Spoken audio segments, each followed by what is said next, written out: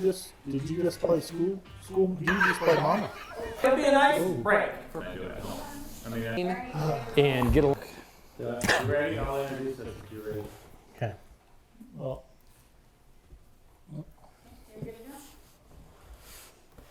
All right.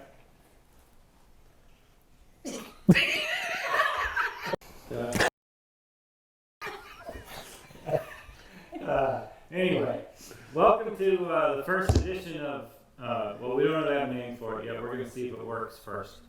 And it's sponsored by today Tom Mccutcheon Reining horses because we want to see if it works first. And Gunny Mathison is here with us today. Joe Schmidt. And we're just going to talk about stuff in the industry and answer some questions and generally BS a little bit. Ready? We're ready. Throw us a question. What is your favorite reining career memory? Want me to start? yeah. Hey, you're the star of the show. All right. Well, I'll start. I would say my favorite memory is probably the 2000. For me personally, not talking about Kate because obviously everything your kids do is more important than what you do, right? I mean, I don't know. Yeah. We don't know. That's right. Yeah. That's right. We understand that. Figure out what you guys meant, but anyway, for me personally, it would be probably the 2010 Wake Games in Kentucky because it was here and it was televised on network TV and that was fun. I mean, that was a big deal, and it came at a great time in my life because Joey, you were working at the ranch, weren't you? Yeah, I think so. So you were there you were for part of that time when I was invested in the stock market and the real estate market, and none of it was good at the time. So I needed something to go my way,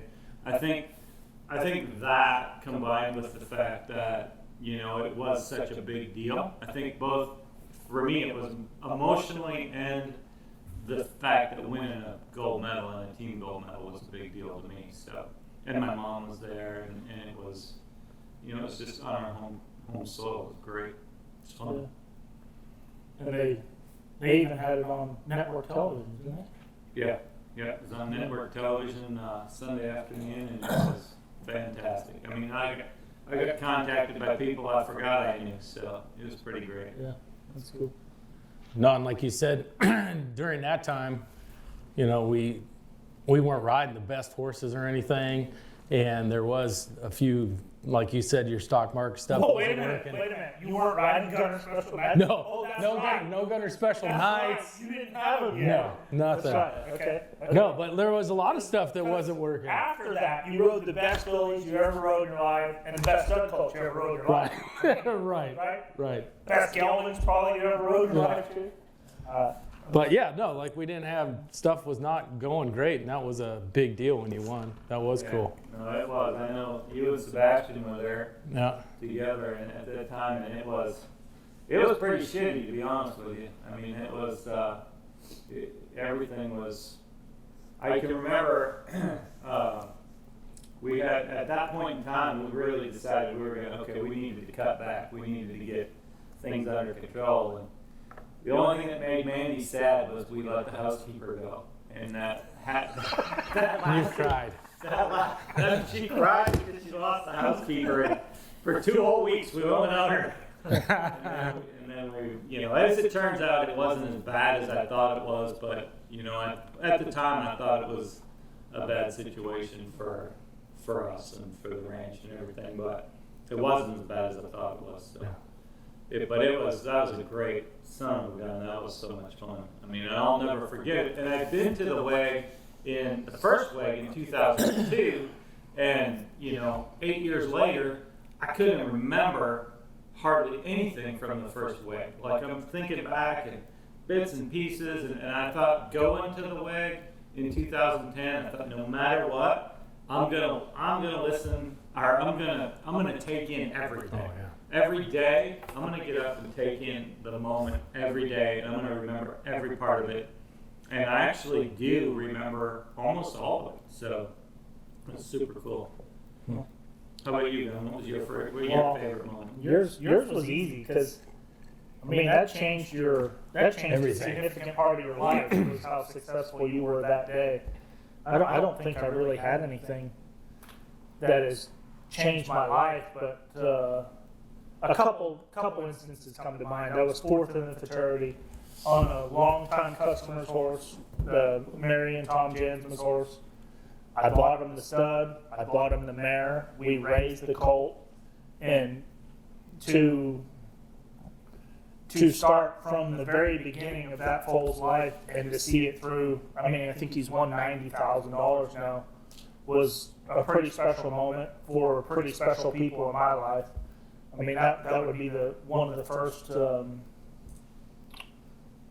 big moments I think I've had. And I've won other stuff before, and I've won more money in certain situations, but I don't know, the people around it was what made it special for me. So that, and of course seeing your kid win the fraternity last year on a horse that I was involved with, that I had, that I believed in, and that I believed in him with. Like, I never had a doubt the day that he bought him. The days he called me at night having trouble with him at horse shows, there was never a shadow of a doubt. And then to actually see it happen was very surreal and very special for me. I mean, I don't know. He's just my buddy. I mean, I'm just his friend. So, but The horse or the rider? yeah, Both. yeah, I did like that horse a lot. Yeah, I don't know if everybody knows, but that, Gunny trained that horse and sold in Decatur in August sometime, right? Middle of August? Yeah. So After the North Central fraternity. yeah. So that was fun. One of my favorite memories with you is at the NRBC. And we did this a couple of times, but we both had 3 in the finals down there. Yeah. And I was a lot younger, and you were a lot younger. Yeah. Your dad is always there at the NRBC, and that's kind of your go home. You're from down there. Yeah. So that was fun for me. It was cool. It was cool to sit all those cups that we had from the finals out in front of those stalls. It was that was surreal too. I mean, I don't know that you can explain that. I mean, a few people probably can, but not very many. We were rolling then, and then Joe and Sebastian came along, kind of fell into a little slump. Slump, yeah. Oh, yeah. It was a big slump. Yeah, but those are some bad 2-year-olds that year. Listen, when you work for them, God. you spend a lot of time cursing me. Oh, yeah, no. You and Ben. Oh, yeah. Yeah. Yeah, that freaking Ben. It was Ben's fault. Yeah. It wasn't mine. No, we were just talking about that, how bad the 2-year-olds were that year. I could ride, 13 by noon. They were so bad. Yeah, we did not have. It was terrible. There was one that just kept rubbing me off the fence. I could not. I was like, I don't know what to do. This thing's done. I can't do it. No, that was bad. 2-year-olds were rubbing you up the fence. I thought I was going broke, son of a gun. Yeah. It was a long. It seemed like we were at the barn for like 20 hours a day. And in reality, it was. Yeah. Yeah. Yeah, it was long days. I know Joe's moment. I know Joe's moment. What's Joe's? Which one? It's got to be Smart. Dude, I was thinking that. It is. It's gotta be. Yeah, 2003. Making the finals on Smart Like Smart. Dude, when I worked for Frank Making the Malaya. finals then was different than it is now. There was a bunch of people having a good time Up in the cantina. like screaming dumb stuff at you as you're walking in the Yeah. den. No, absolutely. I mean, Because it was pattern 5 then. oh yeah. So you got to walk in and. You had your moment to walk in. Yeah, no, it was awesome. It was, because it was after I worked for, I'd left Texas and moved back to California, worked for Frank Balea. So I was out on my own and kind of by myself out there. And like Mandy was giving me heck the other day about, because I'd get ready and I'd have an MP3 player in and everybody was giving me all kinds of heck. But at home, I rode with music all the time because I was by myself. And that kind of kept me in the zone and it worked, so. But yeah, it was the first time I made the finals, and like you said, everybody was rooting for me in the cantina. Crazy. Yeah, it was awesome. Fun. It was cool. The crowd was so crazy. They made Joe's show crazy. Oh yeah. And it just felt. Oh yeah, it did. It did. A little bit in the finals. Oh You yeah. gotta overdo it. You have in to. the finals to realize. Dude. Man, that was dumb. Yeah. I wasn't smart there at all. Oh yeah, I was like, I think I can win. If I +1, +1, +1, never +1 any maneuver on that horse, I'm like, I'm doing it tonight.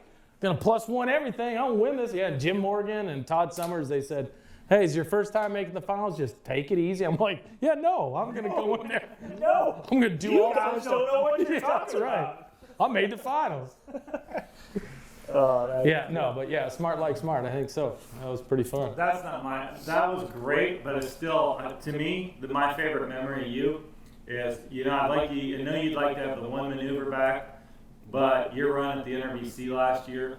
Oh, on Lulu, yeah. On the mare was fantastic. Yeah. I mean, and the crowd was going crazy. Yeah. Again, it was one of those electric moments. Yeah. And the crowd was going crazy, and then she fell down that last stop. But yeah, that was No, you were that gonna was- win. Yeah, but I mean, That was on a Joe Schmidt kind of level, why did she fall down? Yeah, I know. Yeah. Did maybe the crowd talking it over, doing it a A little? little bit, yeah. No, that's not what happened. Okay. She got a little excited there at the end. I didn't want to say it, but I'm glad you did. God. I know. No, but that was cool. Like my right circles when I was showing her and I heard the crowd, that was pretty cool. Yeah, that was fun. That was fun. Yeah. Since all three of you had your moment in the sun on, what's the show? Last Cowboy. The Last Cowboy. What is your favorite moment from The Last Cowboy? And what moments that were filmed of you on The Last Cowboy are you glad did not happen? Did not get into the TV show?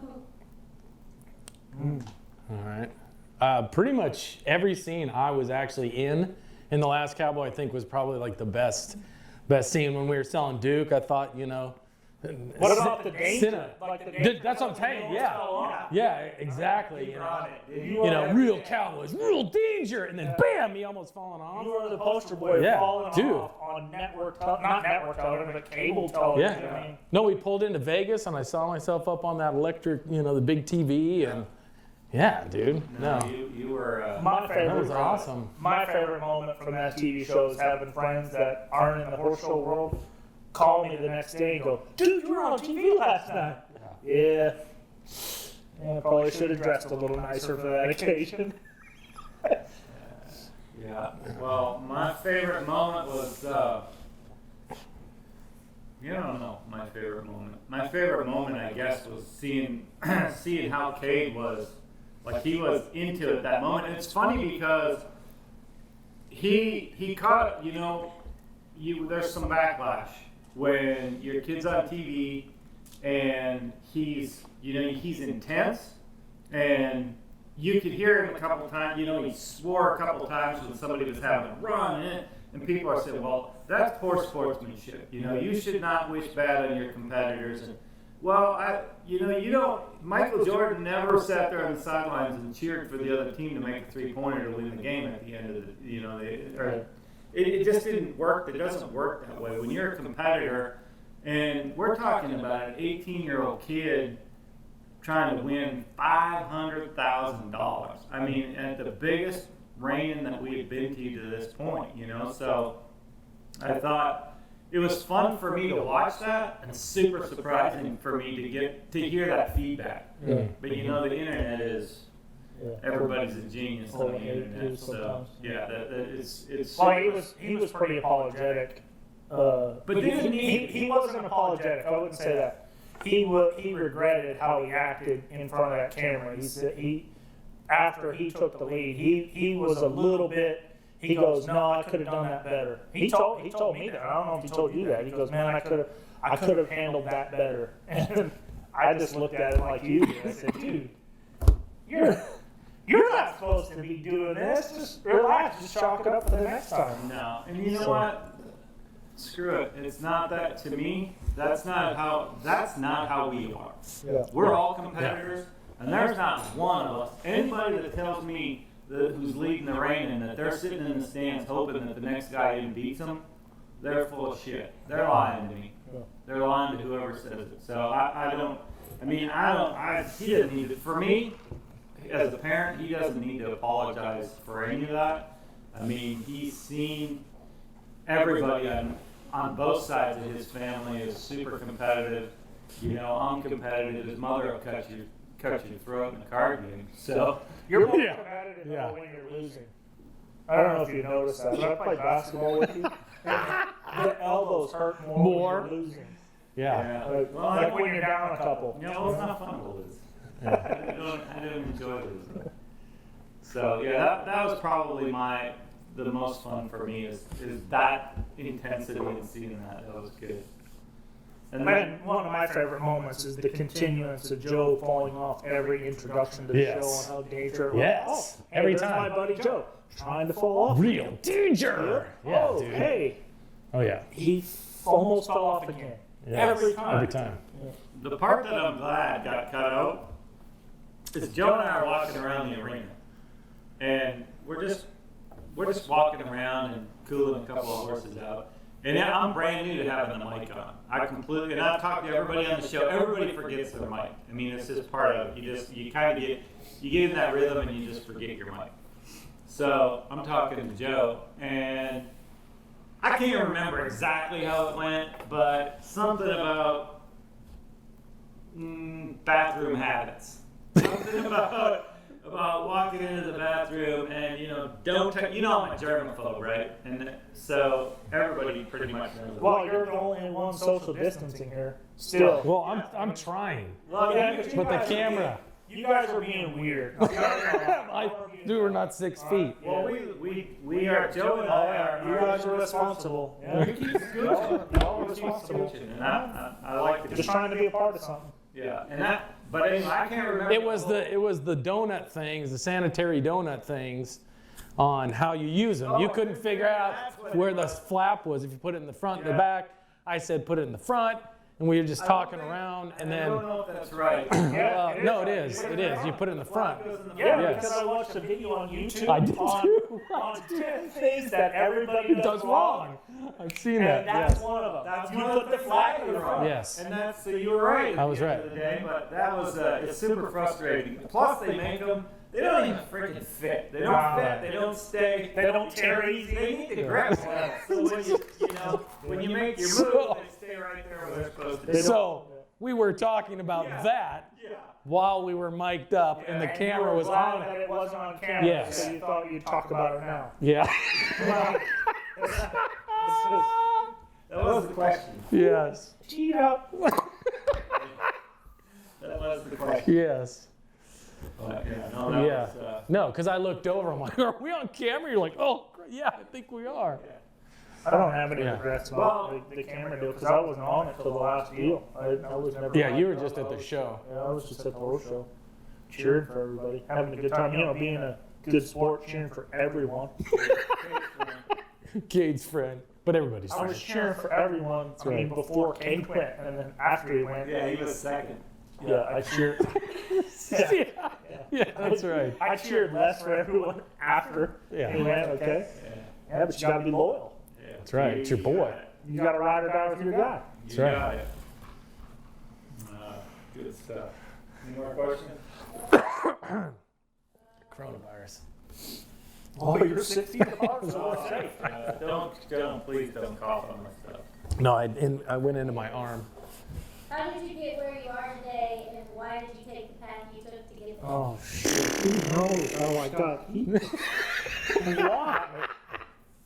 We don't need to cover that. Why are you punishing me? Yeah. Why did we go? Why would we? But can you phrase it? What's the first? Oh, go ahead. How we got How there? did you get where you are today, And how did- and why, and what path did you take to get there? 35. Yeah. Well, for me, took a left. For me in high school, I mean, I rode horses all the way through high school, and as a kid, I mean, my dad was a horse trainer, so all the way through it.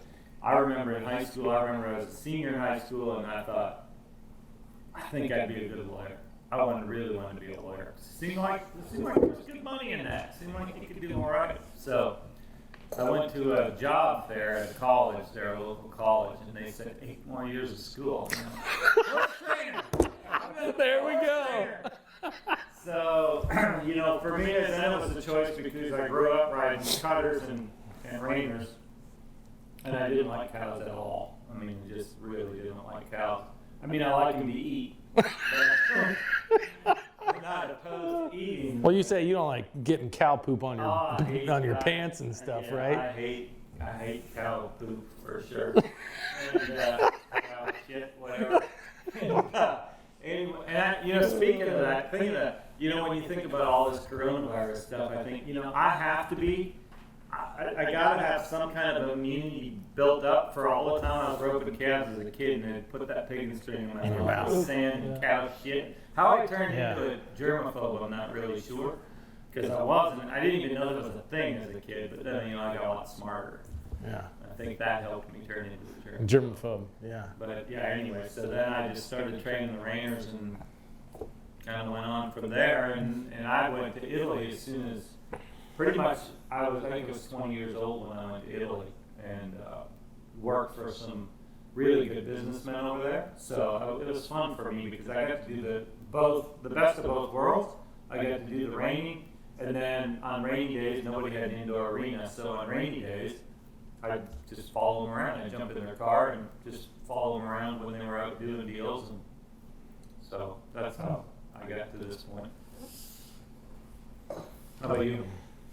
I started taking riding lessons as a kid. We'd go ride with Steve and Andrew Archer. They had a little lesson program, and me and my mom did it. And it started out a deal where we went every 2 weeks for a riding lesson. And I was 10 years old when we did that. And You played baseball too, didn't you? yeah, I played baseball.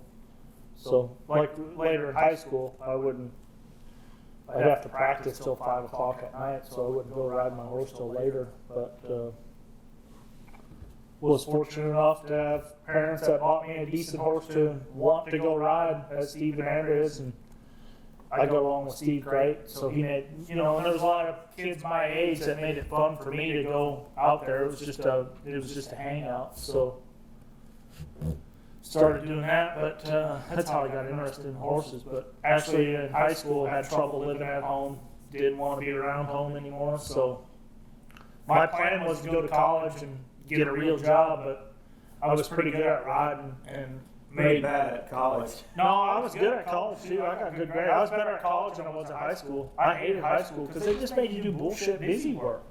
And college is like, here, learn this. Well, I'm smart. I can figure it out. You are a lot smarter than you act. I'm a lot smarter than you tell me I am too.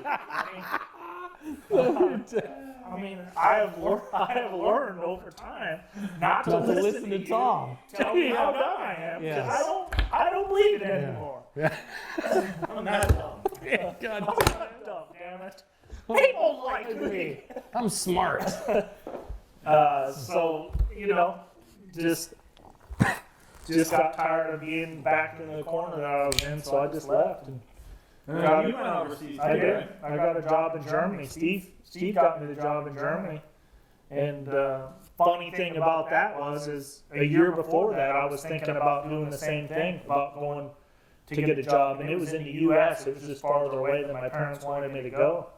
And they talked me out of it because they wanted me to stay closer. And by the time I made my decision to leave, I went halfway across the world. And I was so fed up with being at home, I didn't even care what they said. So, I went from being a pretty young, I was 18, 19 at the time, needing somebody to help me and hold my hand through life, to see you later, I'm on my own, like that. And worked over there for 6 months, loved it. Just didn't, I don't know, at the end of it, got homesick, and it wasn't turning into the, I don't know, you could see the light at the end of the tunnel wasn't the light you wanted to look at. So Steve told you that I was looking for a job, and I called you, and Tom told me he was going to pay me $1,500 a month when I went to work there, but by the time 4 days had passed, my salary had dwindled down to $1,000 a month, and I did not care. Well, I knew how bad you wanted out. See, I wanted out of at the there. beginning of the negotiation, I thought you liked, where you were. And then I found out that they didn't want you led horses more than you actually rode them over there. I cleaned a lot too. You're a good cleaner and a good leader, so then I knew I had the upper hand. Good leader. Good upper hand. I didn't care. So, And it turns out it was the best thing for me because you gave me every opportunity to be as successful as I have been. So, I mean, now I'm stuck doing it, I guess. I'm stuck Yeah. doing it. Well, I started welding. you were a good Yeah, ditch there you digger. go. You were a good ditch digger. I'm a plumber too. You weren't for me. He could dig a ditch and he fixed all the plumbing, half of which he broke to begin with. Dude, did I ever tell you about the first time? The first time I fixed plumbing for him, they told me to go up and turn off the water line, and the only thing that turned was the coupler nut, the big nut sleeve that brings the main water line into the whole facility. And I unscrewed it. There was water shooting 10 feet out of the ground. no. And I called him and said, I think I turned the wrong thing. I don't know how you fix that. And that was one of those times I said, "You dumb son of a bitch! How dumb are you?" I don't know who you called to fix it, and I don't know how many swear words you said, but wow. What I would say to my help now if they did the same thing, I would just, See? yeah, I would dumb. Yeah, that was dumb. Yeah. No, that was. I unscrewed the freaking That's water awesome. main line. We had some good times though. You also, I remember I sent you over to where the ranch is now.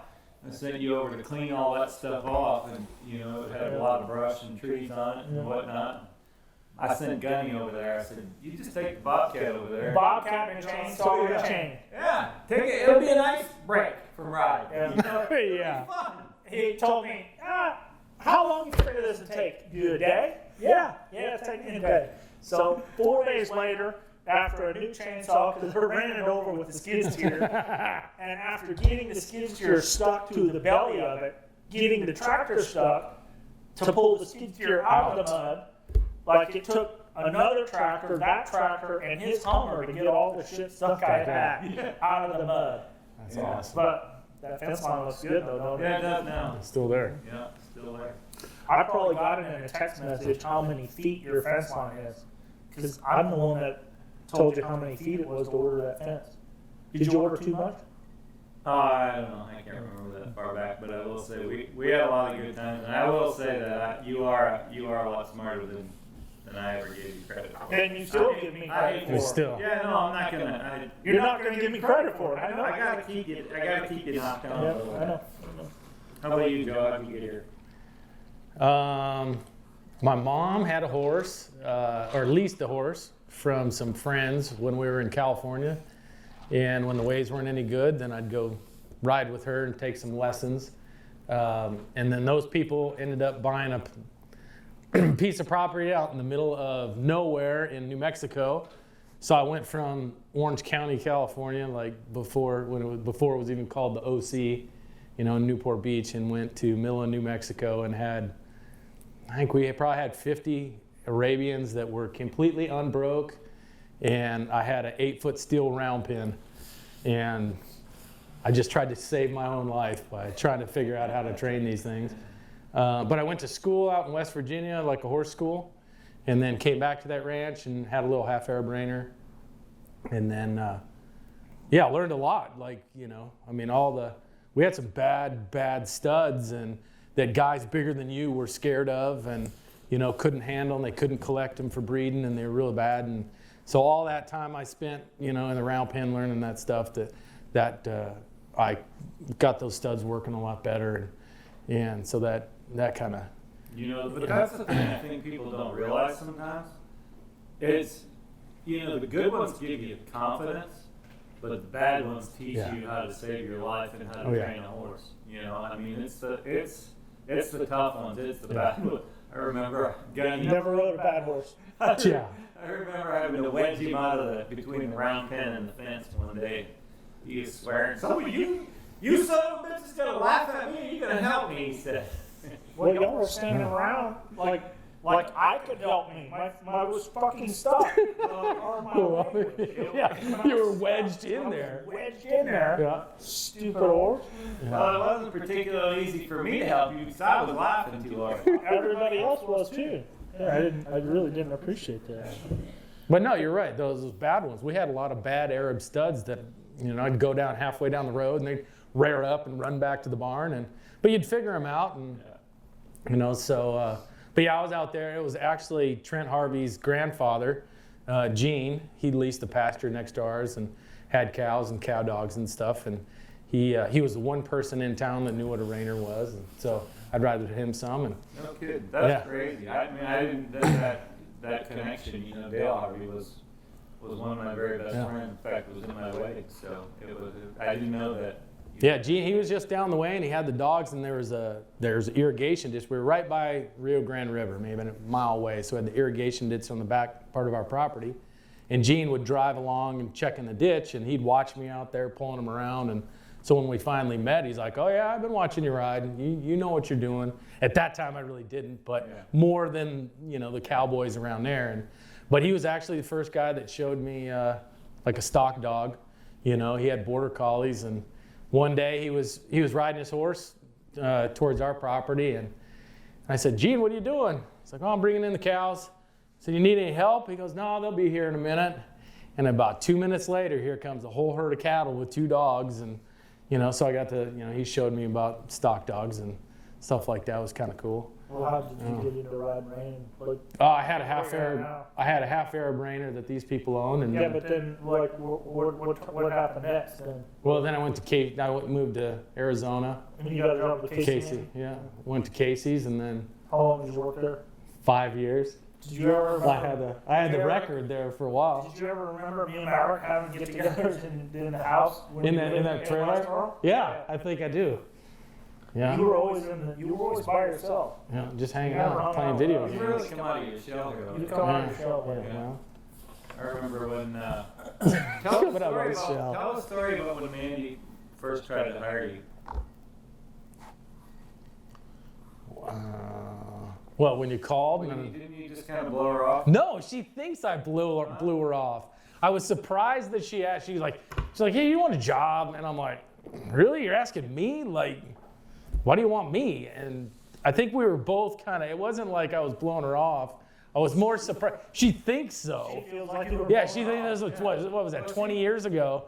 I think. She came back. Yeah, she was all like that. It wasn't 20 years ago. No, I think it was like. It was before that? Yeah.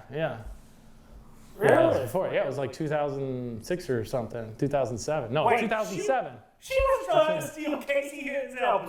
No, I worked for Frank. I was at Frank's. They were trying to steal Frank. Yeah. Well, Frank was getting out. Yeah, he was getting out of it anyway, but no. We knew that before we talked. Yeah, no. Anyway, so. Oh, sure. Politically correct. This camera's on. Yeah. Oh, sure. No, I was already. Yeah, that was already. And I remember Mandy came back to me and said, "Yeah, she did." Yeah, she still thinks. She said, "Man, that Joe sure thinks a lot of himself." Yeah, well, I did. I do. Well, you know that. You forgetting? Yeah. Yeah, I made that, and I just made if I was 11th at the fraternity that year too. Oh yeah. What horse was that? Like a Smart Diamond, dude. Oh, yeah. Remember that? Oh, Yeah, dude, that was big time. That was a cool California, heck yeah, man. Well, I stalled out that one, didn't I? Yeah. Then came here. Yeah. Did you know And then it got how he rubbed off sat the back fence. Across his arms and got better than us when he said he was from Orange County, California, dude. But yeah, exactly. Whoa. Yeah. Newport Beach, dude. Yeah, don't you know? Before the OC was called the OC. Yeah. That's how he is. No, but yeah, then moved back here, worked for you for a few years, and then went out on my own again, and yeah, then ended back up at your place. Yeah. You know, So- Joe got back in that place.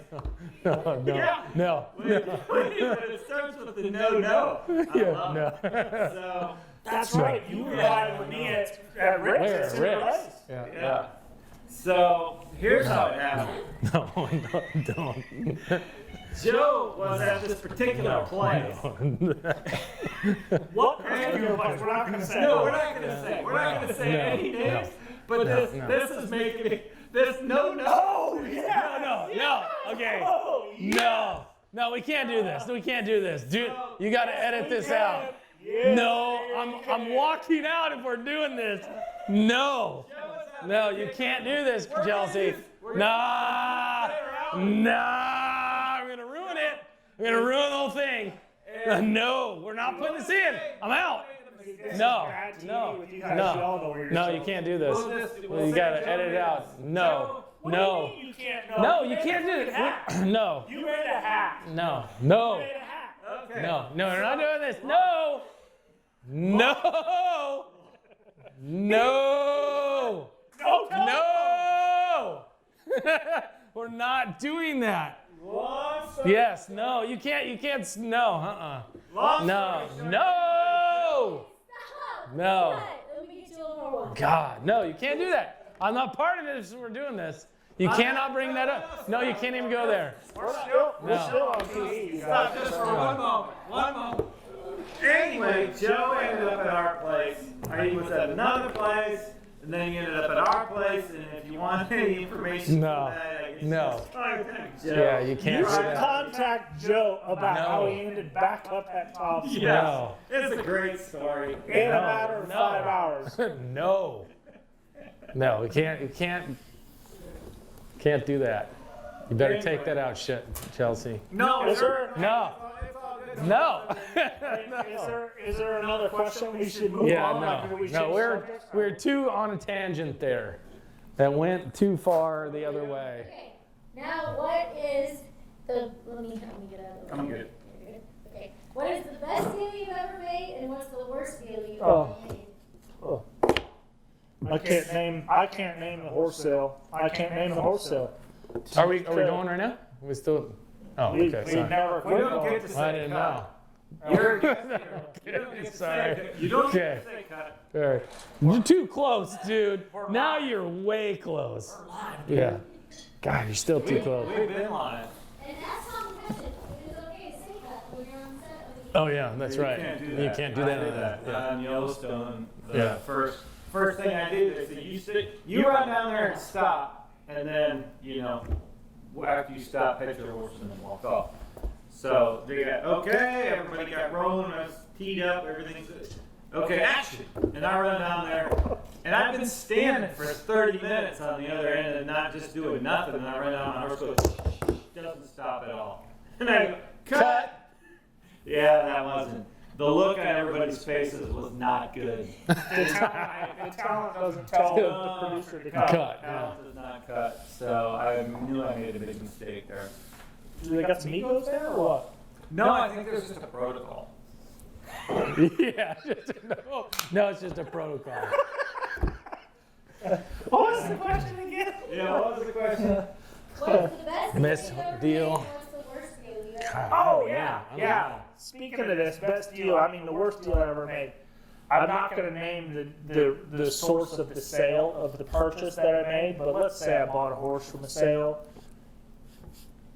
that is close by for $9,000. I bought this horse. She was a pretty Palomino. She was pretty. She's party. And good. she was pretty from 100 feet away. Good mare. But she was real pigeon-toed up close.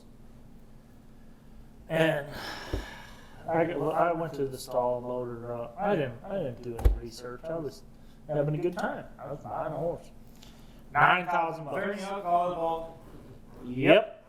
That always comes into the bad. Yeah, that's right. You know, it was poor planning on my part. I thought I was going out on a limb and taking a chance of being a gambler and just rolling with it. Well, I sold her for $2,000. You bought it After a couple months of riding, I at least cut my losses fast, but I cut them all off.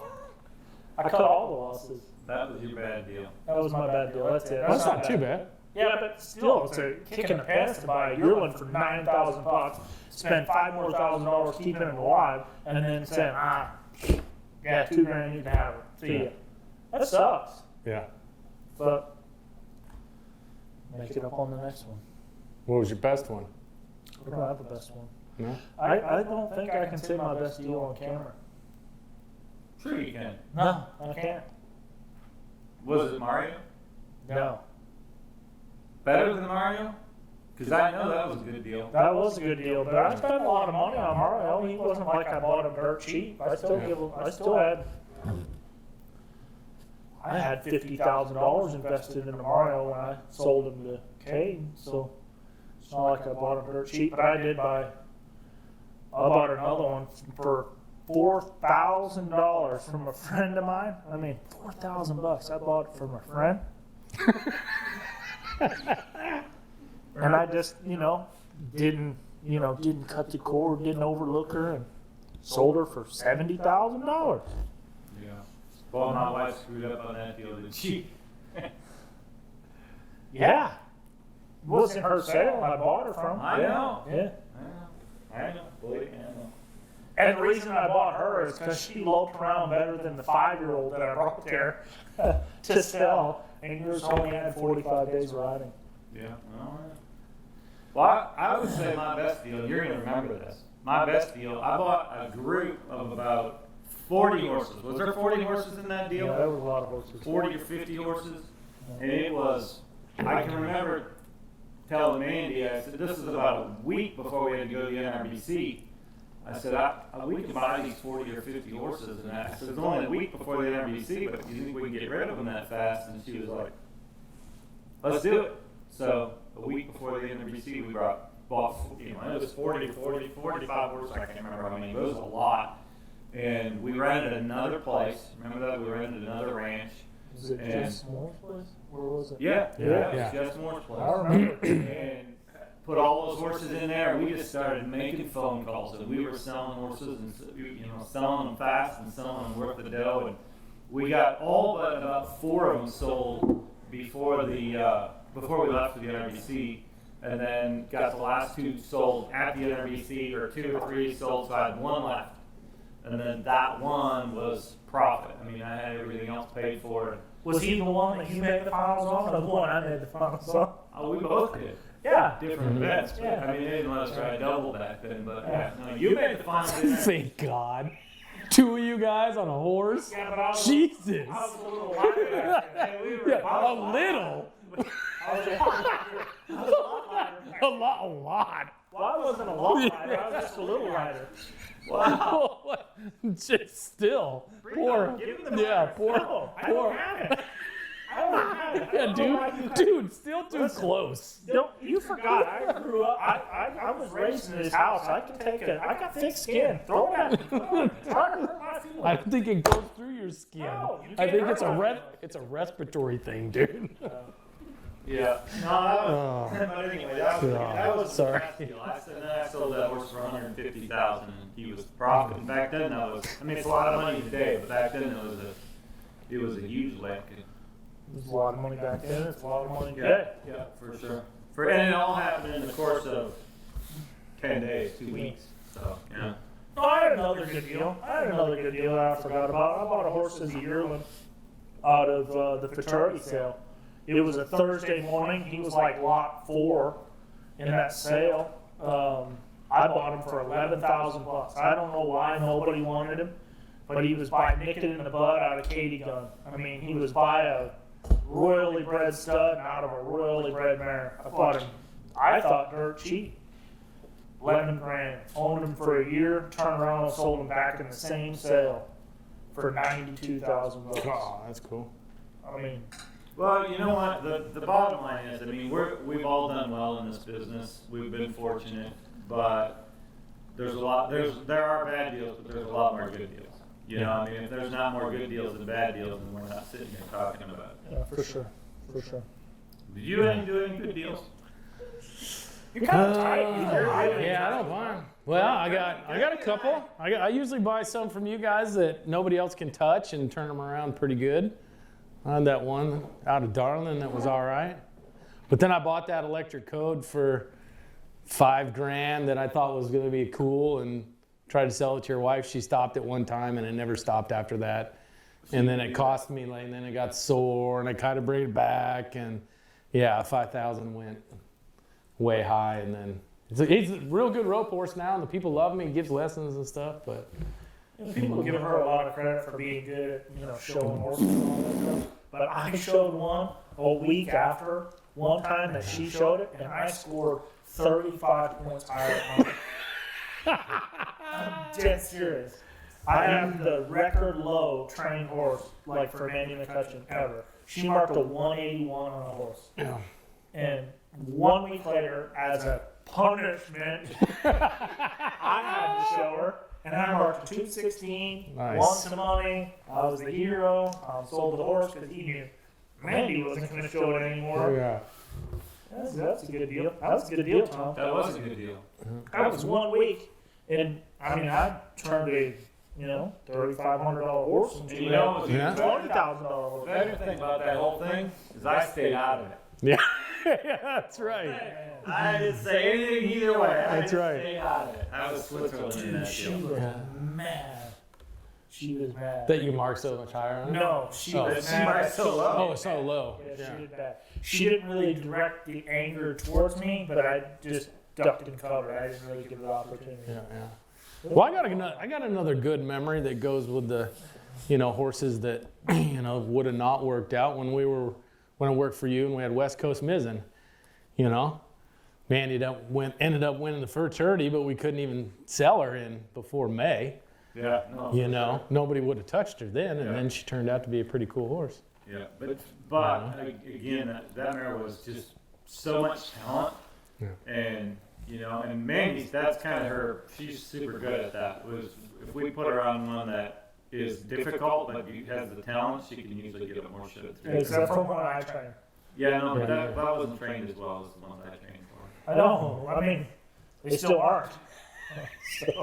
so every year I come by and say, Andy, you would ride this one. And she looks at me like, yeah, you're crazy. Yeah, uh-huh. No, I think you do. I think you do. You do better now, and the thing is, that mare wasn't a lot of material. You didn't have a great canvas to do your artwork on there. Yeah, but I did some art. It was fun. I have a story to tell. Yes, you do. Yes, you do. What else do you have for questions?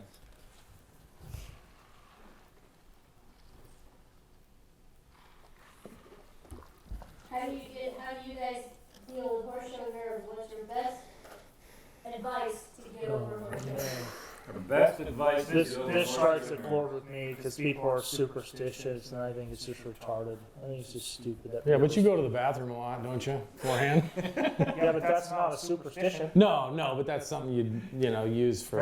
No, I don't use it at all. It's not a use. It's a need. Well, that's what I mean. When you're getting ready, you need to go to the bathroom a bunch of Who times. doesn't? Well, that's what I'm saying. I know. No, I do too. You don't poop before you Oh, big time, dude. Oh yeah, that's why I have my stalls so close to the bathrooms on that one side. You know what I mean? You just run back out, just to double check. But, That's good thinking. you know. Man, I just, if you know your horse and you have a plan and you stick to your plan and you don't listen to anybody else's plan that they think you need to have at the horse show, you just stick to your plan and be solid with your ideas, you can either scratch it off the list and say that was a bad idea, or you can go, yep, that was a good idea, and roll with it to the next one. I think my best advice would be is not to be too on the fence about any decision you make. I mean, make sure you remember every decision you made leading up, being prepared, not deviating from your plan, and being okay with crashing and burning with that plan or succeeding with that plan, because at least you will know what got you there and what helped you get there. It wasn't the color shirt that you were wearing that made you get there. It wasn't it at all. I mean, How do you know? well, I know that because the leading rider in our industry has marked just as high of a score with a different color shirt on than he does at every horse show. I mean, so he happens to like the green shirt. He happens to be really good in that green shirt, but he doesn't think about what color his shirt is when he's got that shirt on. But when he's forced into a situation where he needs to wear a white shirt at the wag, he still kicks y'all's butt. On Spooks Gotta Whiz, I mean, Okay, let's not get personal. we're in your house. I gotta Mccutcheon you a little. So it's not the fact that, it's the color of the shirt. It's the fact that it puts his mind at ease. And when somebody mandatorily said you have to wear this shirt, he's not thinking about. Yeah, but if it put his mind at ease, then it helps. Yeah. No, that's it. Yeah, I get you. He had nothing means I'm right. Yeah, no, that's good. Yeah. But that's part of his prep. Yeah. What do you do? I guess like Gunny, just make sure and think your whole plan beforehand, and I think practice the prep more than anything, because I think a lot of people, like you're saying with the shirt, a lot of people don't wear their hat, their chaps, their shirt at any time, or non-pros, and then you get 10 minutes before you go in, you got some big outfit that you've never worn before, got a tight hat, and you're scared, you haven't ridden your horse, you don't know your horse, and then, how do you deal with all that? And I think you got to deal with that at different times. I just think the way I think, because I used to be so bad at getting ready to show. In my mind, I used to be so nervous, and I thought this saddle pad, and these wraps, and this skid boot, and this A, B, and C helped me do good, and it had nothing to do with it. But in reality, you were never bad at horse showing. That was in your head. Oh, When sure. you worked for me, you were a better showman than you were a horse trainer. It saved you 3/4 of the time. Yeah, I would have been fired a lot. Yeah. Yeah. And now you can do both. But then, the horse show had saved you. So whatever it was, it worked for you. For sure, but I also think that now I slow everything that I do down the day of a horse show, and I slow myself down. I slow down how much I walk, how I breathe, everything, and just know that the plan that I have thought about is going to work. And I could crash and burn, but I do not know that before I go. I think this is going to work because I've done A, B, and C. You are the most confident guy that I have ever. You and I are about exactly the opposite. How's your horses riding, Gun? Great, fantastic, man, they're good. Yeah, but I usually have an idea set in my head, even if it's a crash and burn. I know why I crashed and burned, and I'll ride or die with it if it's good or bad. I mean, sitting next to Todd Bergen at the fraternity will help you, especially in the second go, as you're walking up and down, pacing the alleyway, because you can't remember how to tie your shoe, and he's just sitting there like, dude, just stop and roll back. Yeah, just go down there, turn around, go back, turn around. What are you having so much trouble with? Yeah. So how do I do that? No, just go there and go this way and go slow. Down. I mean, That's it.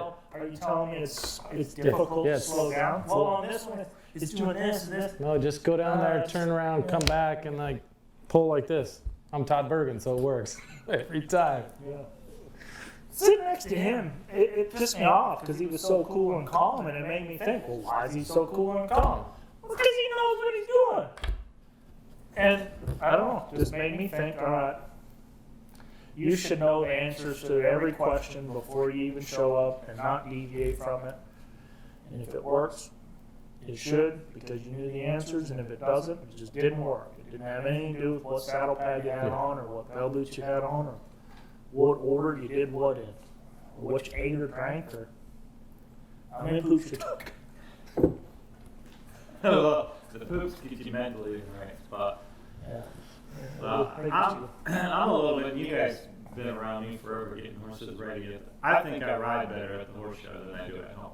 I mean, I think I lock in way better to getting one ready, because I think I'm a little bit distracted at home sometimes. So when I'm at the horse show, I'm a little bit different. I'm almost exactly the opposite of you. I'm always like, this isn't good enough, this isn't good enough, this isn't good enough, and I lock myself in so hard at the horse show. Okay, how can I make this better and this more solid and not screw it up? Because I think for the most part, my horses will always step up at the horse show. And then I think once you walk through the gate, you just can't give a shit if it works or not. Yeah, well, that's like what you're saying. You just go for it. You just walk in there and show them, and you just cannot care if it works or not. You just throw it out there, and I'm confident. I might screw up for the next 10 runs I have, but more often than not, I don't think I beat myself. I mean, I don't, and I might now that I said that. For the next 10 times, I might screw something up. But At the horse shows, generally, Mandy just beats you up a little bit. Yeah, she's Oh, pretty you tough beat on up. it. It's bad. It's really That bad. doesn't look good. And at home. yeah, She's got at home. Are you gonna Yeah. do that when you show? Yeah, Oh, that's, yeah, I it's thought it was not pretty good. turning very good right there. That doesn't look good. and then it's part of the reason, really, why I'm not real confident right And when you're at the horse show. When I got my shafts on, I'm like, well, shit, I got a good show, so I might as well go do this. I'm gonna show these people that I can do this. But you're good at practicing how you're going to show at home a lot. Yeah. You know, with your lead changing, you're running down, stopping, and rolling back. You don't change much when you're at the show. Yeah. You know, and And I that's think and that's been. I mean, I think that you and I talked about it. That's always been my philosophy. Simple.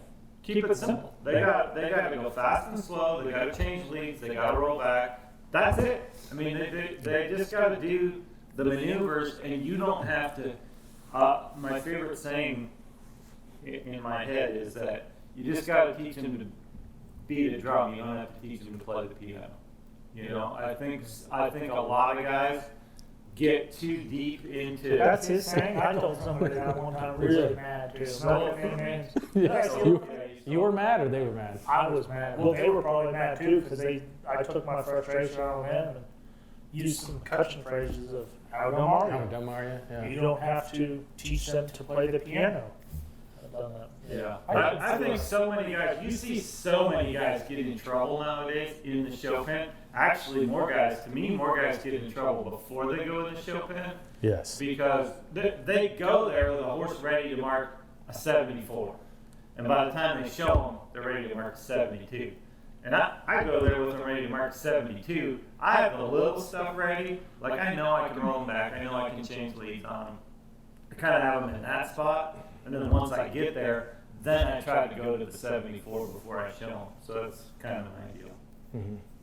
Yeah, but the main, like, I don't know, the main thing that I try to also think too whenever I'm getting one ready to show is I don't try to practice anything too much to where they fret it too much. So I generally am very self-aware if I'm practicing that specific spot too much to make them worry.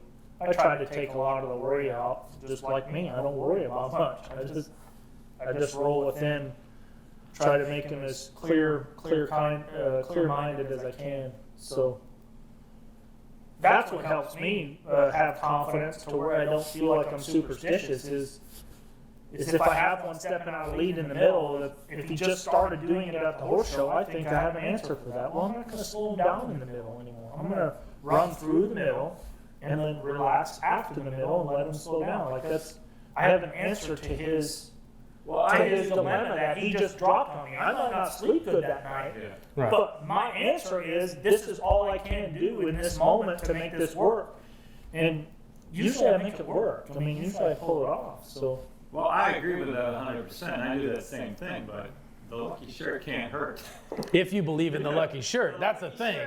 It can't, I know if I believe in it, don't believe in it, it's not going to hurt. Right. It's if there's no downside to it. Right.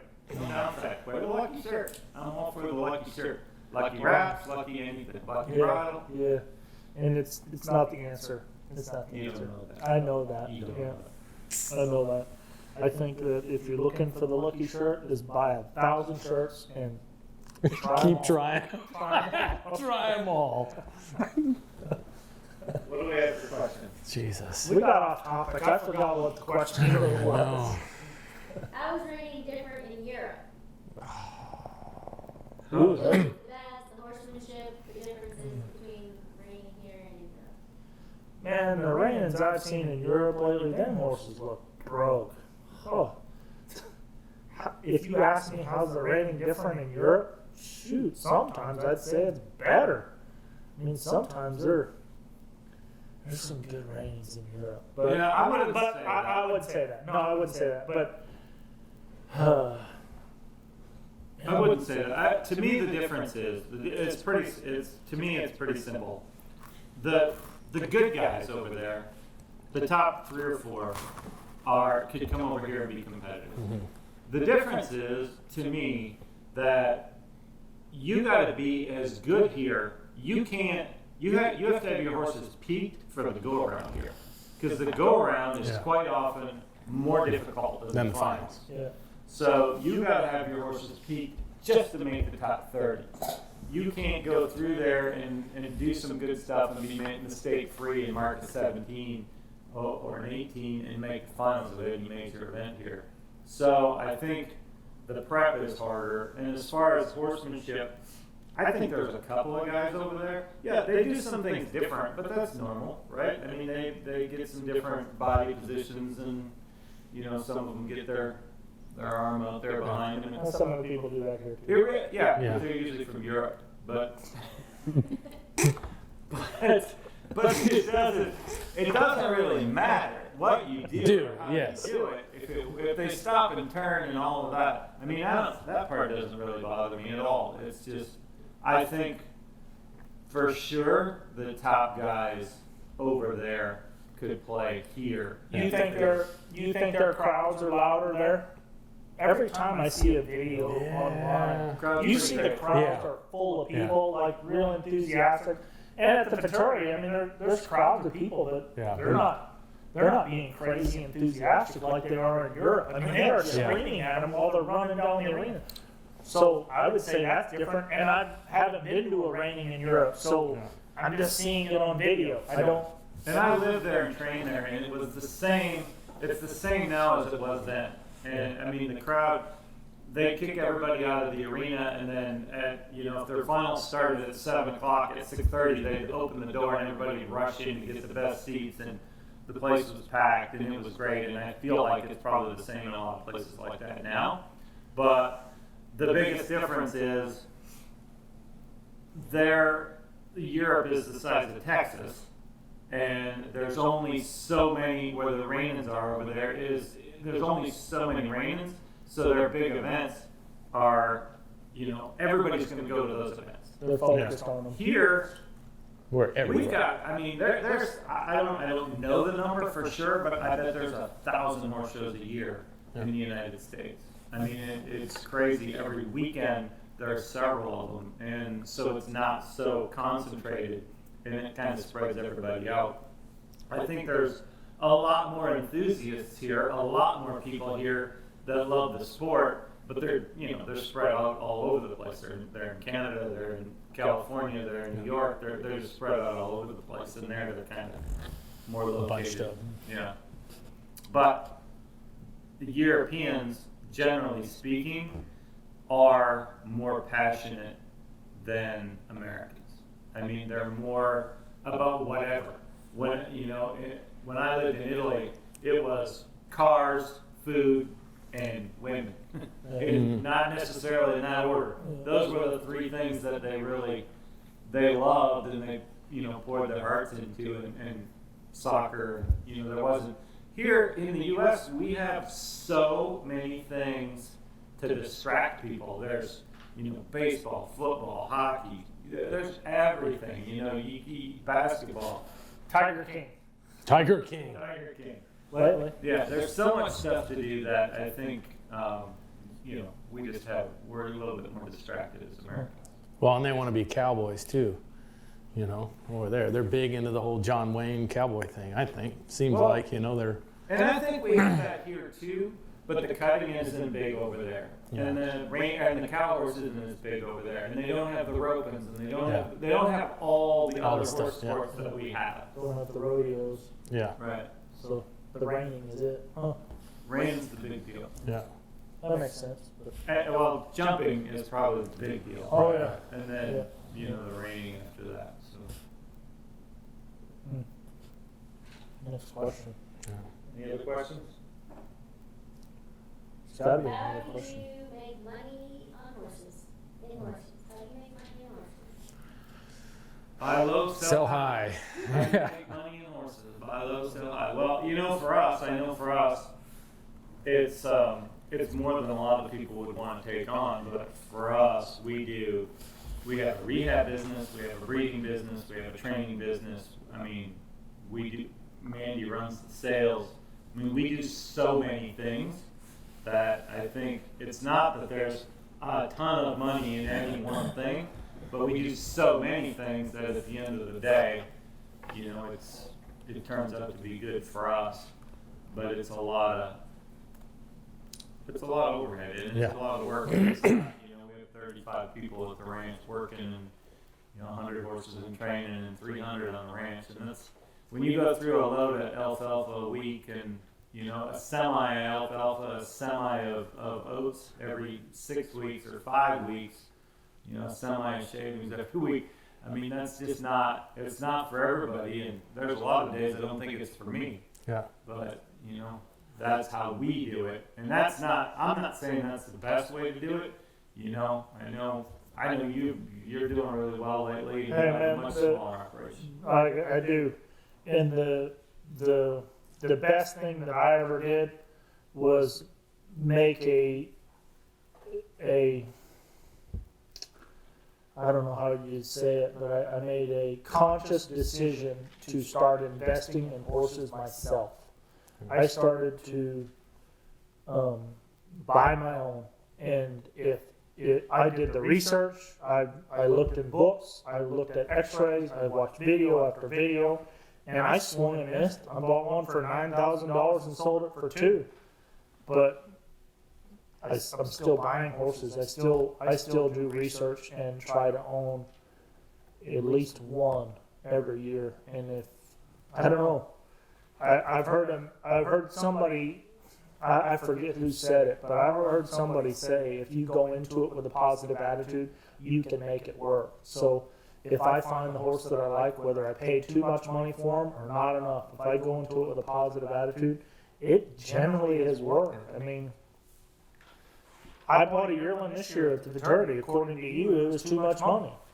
And I didn't care. I was excited. You saw how excited I was after I bought him. I was excited to get him. I was excited to have him. I was excited to look at him. I made it work. So for me, it's been pulling the trigger on something and riding or dying with that decision, but going after it. It wasn't just being casual about it. I focused a lot of energy into that decision. So I would say, how do I make money in the horse business? I mean, I obviously make money training them, but the big chunks of money that I've made is by believing in myself and buying a horse that I like, that I picked, that I wanted, and rolling with it. So he's very positive thinker. Dude, like you've been reading stuff like self-help or something, right? Like you listen to those audio tapes or something. Dude, positive. I'm liking it. I'm liking it. Something. No, I'm pretty much sure I screwed up on every one I bought. More butts my butt to make it work. Yeah, okay, but you buy one for $9,000 and sell it for $2,000. I put her on the trailer going, man, I screwed this up. I probably could have made it work. So it's just a mindset If there was some horses that shouldn't have worked in there, that I said, yes, she's going to work. Yes, work harder. Yes, work harder. It worked. That's bad advice. No, it's not. I really think that's bad advice. Because horses are what they are. And you still got to sell them. You can't sell them to yourself. So somebody's still got to come and like them. What you're doing, when you bought that yearling, I thought it was too high, but you bought a good one that you liked, that you knew about, and it was good. Yeah. And you already, when you bought it, you kind of already had some plans for it. Yeah. So that's why it worked. It wasn't because you paid a lot of money for it and you made it a good one. Yeah. I mean, I don't think horses are what they are. You just develop them into something that they can be. You can't make, as the old saying goes, you can't make chicken feed out of chicken shit. It's just not going to happen. Yeah. And so you're telling me I got lucky? No, I'm not saying that. I didn't have lucky, sure. You did your homework and you made it work, but I think it's bad advice to say, if I just willed myself to make this horse good enough, I mean, that's not really how it works to me. And I'm a little bit different than you. I buy more numbers. I'll buy 15-year-olds a year, but for a lower number, much. I can buy 4 for what you paid for that one. Yeah. And And it's not, one's not right or wrong. It's just mine's a little bit more on the numbers. And I tell Joe, what do I tell you all the time, Joe? Buy a nice horse and some big timer and train it up and sell it. To me, Joe's as talented on his 2-year-old as anybody. Anybody in the country. He's as good on a 2-year-old as anybody. He's, you know, I mean, it really frustrates me to see him, you know, for whatever he charges a month to go out there and be, you know, working all day long. When I think And make that 2-year-old for somebody else, yeah, not for himself. yeah, because he could buy a $10,000 2-year-old and train it up into a 50, 60, 80. I gave him $225,000 for a 4-year-old last year. Yeah. Right? Mm-hmm. Yeah. So what you did for him? Mm-hmm. So I mean, Joe can train one to be worth all the money, and I think that would be my advice to any young guys out there. Yeah. Don't do it for everybody else. Do it for yourself. Yes, you have to have enough of other people's horses To pay figure the it bills, Right. but have a couple where you never get ahead unless you have those couple where you can hit the big lick. But I think the key, like what both you guys have said, is you got to, whether it's showing, buying, selling, or figuring out your deal, we've all learned how to make it work.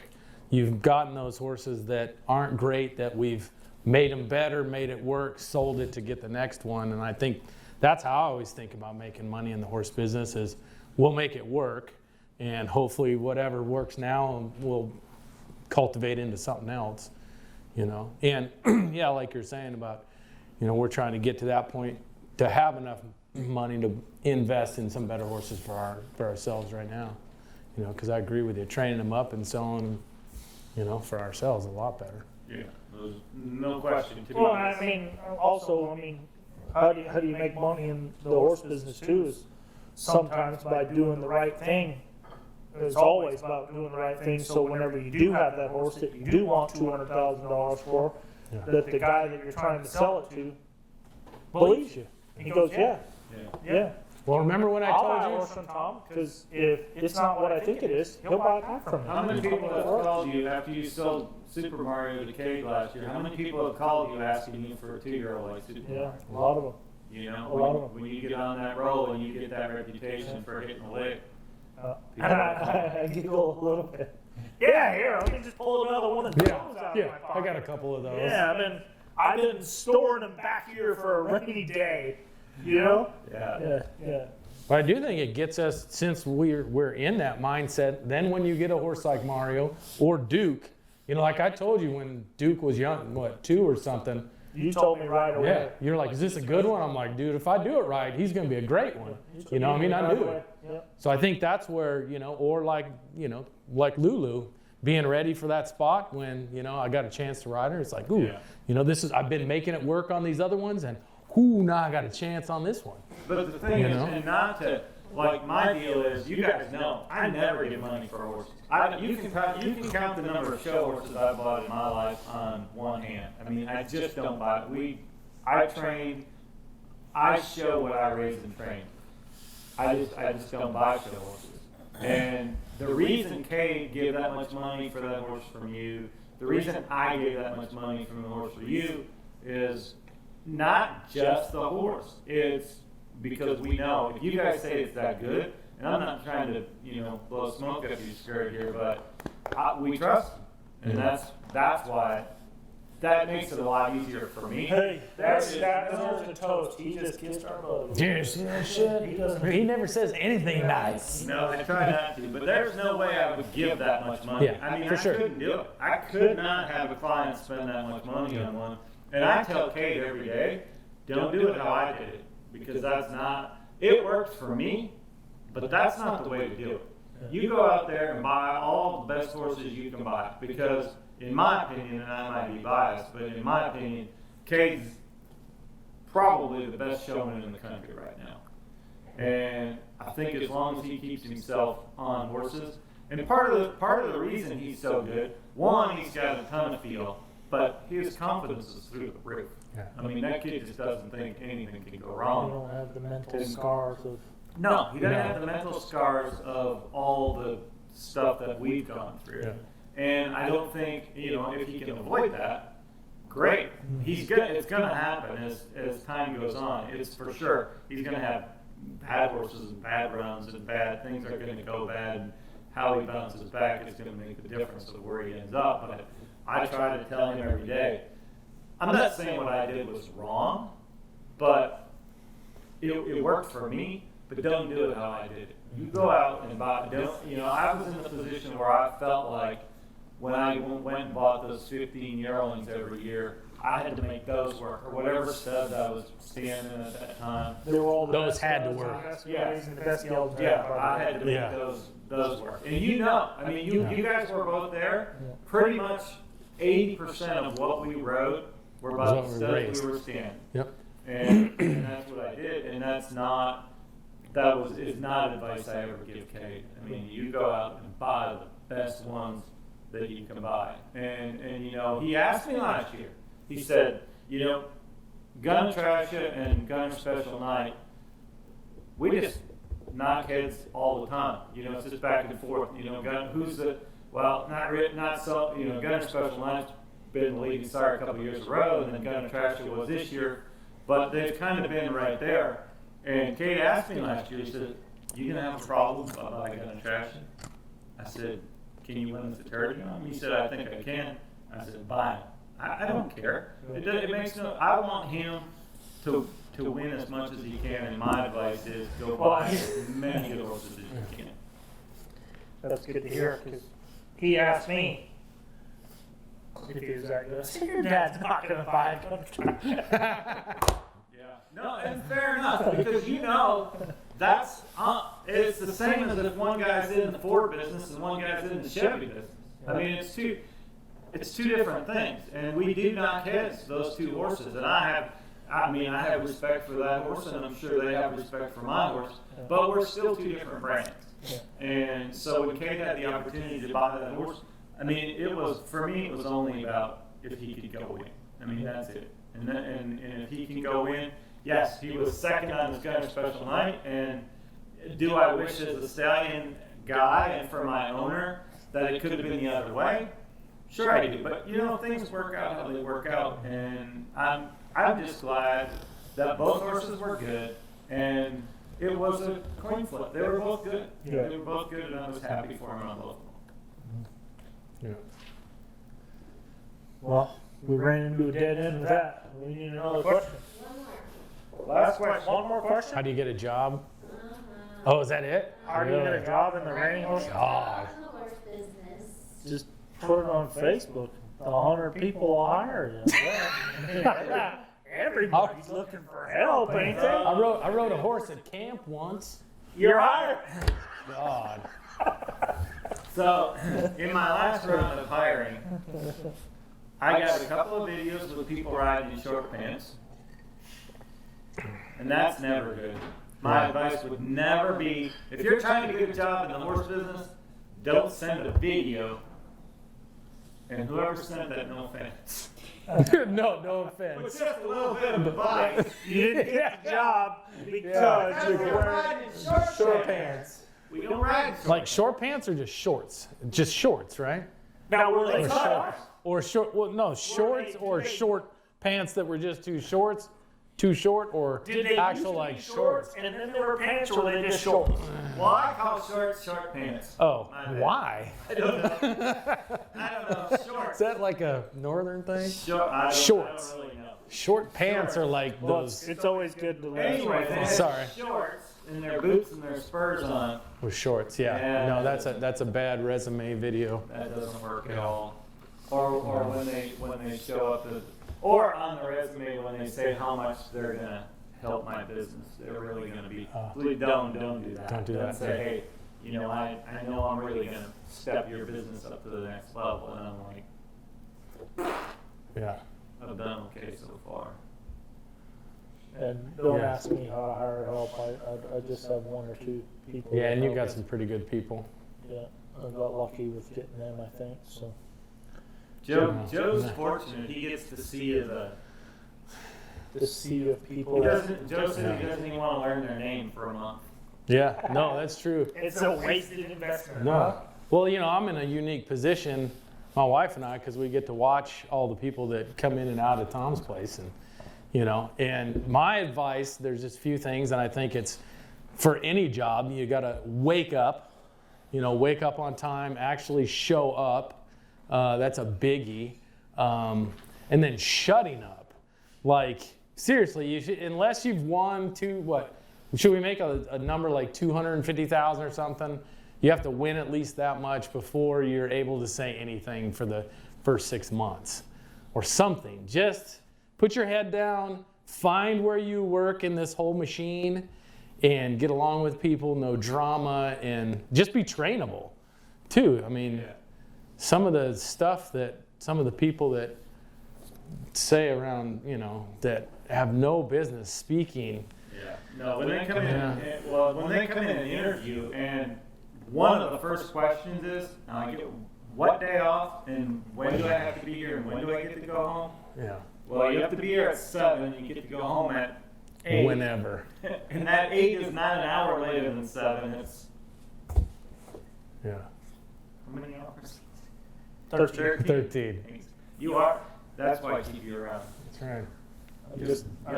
I'm a helpful supportive from a distance. You're the smart guy. No, I'm not the smart guy. I'm definitely, you reminded me of that.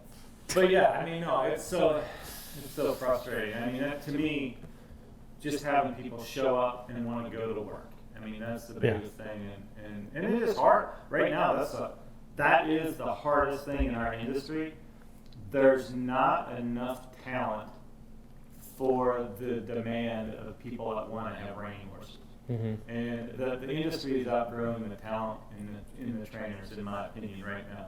And that's why all the good trainers are full.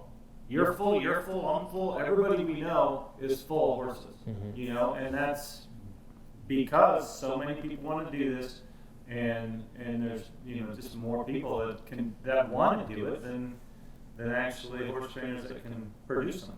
Yeah. And for all of us trying to find the help, I mean, when I was a kid and I wanted to go to work for somebody, I worked for $500 a month and lived in a trailer house. Yeah. Where you'd fall through. If you put both feet in the bathtub, you'd fall through. You had to shower with 1 foot in and 1 foot out. Yeah. But I mean, at the same point in time, how do you get a job in this business? You just have to have the desire to get the job. That's it. That is it. You just have to. I mean, and you got to wait. Like I told you, whenever we were talking about what you were going to pay me and what you ended up paying me, I didn't care if you. Yeah. For sure. If you just kept me alive, I was coming anyway. It didn't matter. What do you want me to do? I don't care. I'll dig a ditch. I'll do the plumbing. I'll clear a fence line. I'll tear down a barn. Don't care. Don't have a problem with it.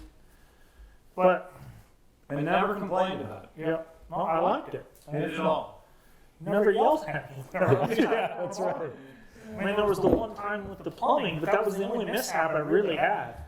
You didn't know about the broken chainsaw because I just went and bought another one myself. But you got to be smart enough to buy the chainsaw yourself and not be expecting the boss to pay for it when you're the one that ran over it. I do. That's flying the chainsaw. And if you want to know if the chainsaw will work, if you run it over with a skid steer, it won't. It was cambered at a 45. Didn't work. No, but you're right. You got to have the desire to want to do it. That's all you need to get a job. Say, hey, I want a job riding horses. What do I need to do? Huh? Well, you need to not say no whenever I tell you to just saddle horses. You need to not say no when I say start riding the bad ones. You need to not say no whenever I put pressure on you to ride good ones. You need to not say no whenever it's time to show. You just need to go have the desire to do it. Well, at my house, nobody's going to get fired for a lack of talent. You're going to get fired for a lack of effort. Because if you lack talent and have effort, I'll find a spot for you. Because there's always a spot for people with effort. Talent, but when you lack talent and don't know you lack talent, that's when we run into the problem. And you have no effort. And you have no effort. Yeah, for sure. No, and I think like at your place, there's a lot of people there, and if you're smart enough, you just wait it out. People are going to leave, and you'll be able to move up, the ranks. And like I said, if you're trainable, you put your head down, you bust your ass. That's all you have to do. That's it. But people nowadays can't figure that out. And what a great spot for people to, at my place, you know, so many people have thrived in that environment.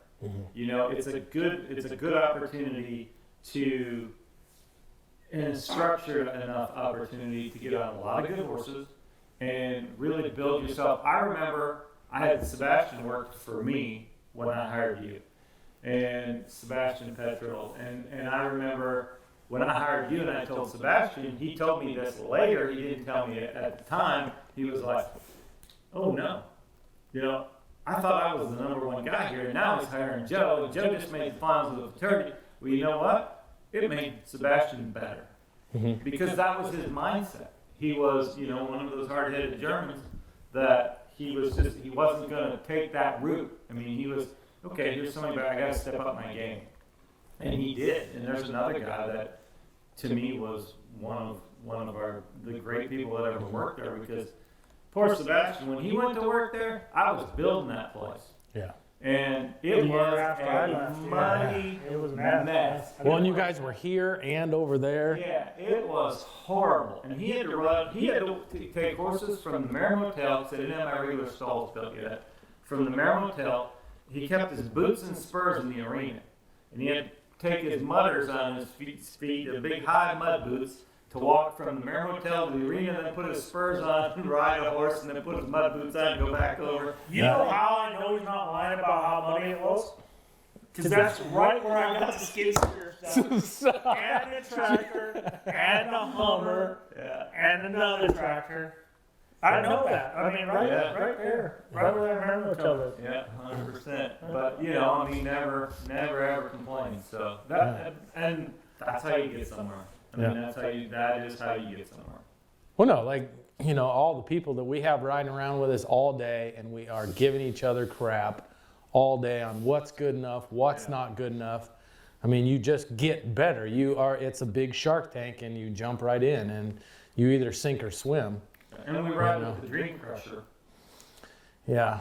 We do ride with the Dream. We all know the Dream Crusher, right? Yeah. You can say her name.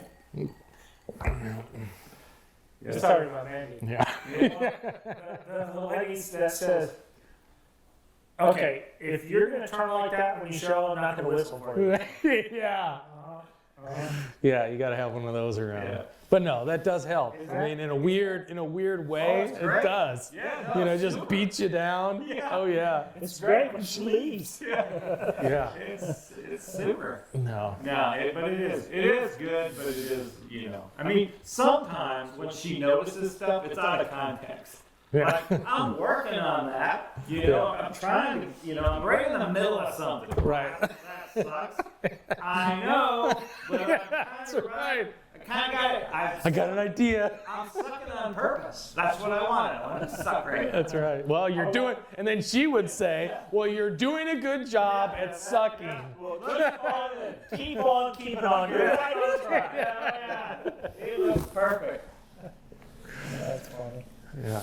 No, I think that's All right, guys. spot I on. can't believe it's Probably not a good everybody's- question. Everybody's probably bored with this at this point.